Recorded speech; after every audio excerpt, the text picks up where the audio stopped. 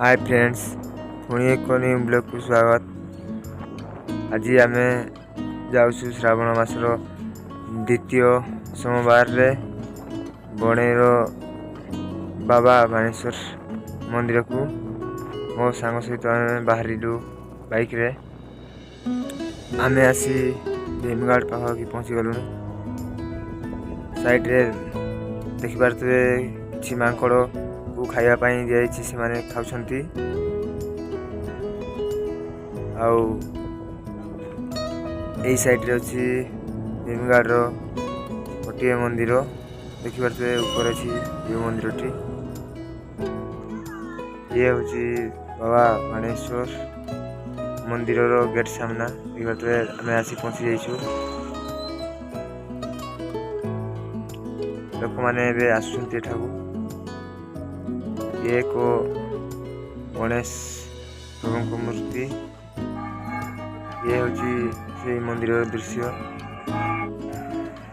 देखि पारथुबे। राति 12 आसी भाई माने गाड़ी छिड़ा हो गले पानी ढालिया पाई। आम आसी 5 गाड़ी ठिया हो गलु। समस्त भाई मैंने आसी छिड़ा हो जाइछंती। आउ किछि भाई पानी ढाड़ी बाहर को आसुछंती।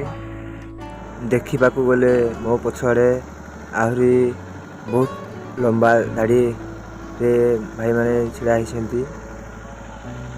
आग को देखि पारथुबे आमे प्रवेश द्वार पाखापाखि हो गलुनी। ये मंदिर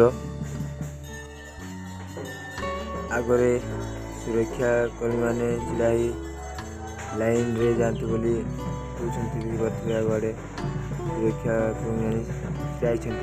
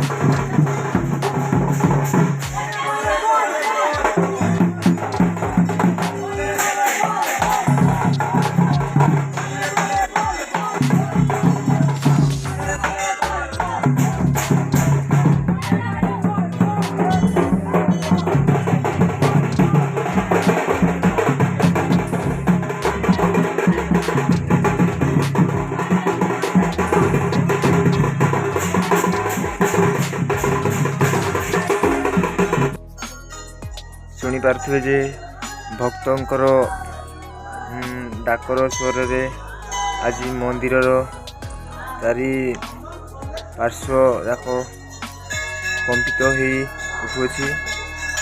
बोलबम और हरिबोल डाकरे शुणी पार्थिवे मंदिर पक्ष पार्श्व दृश्य देखि पार्थिवे। आउ साइड रे अछि सेवा संगठन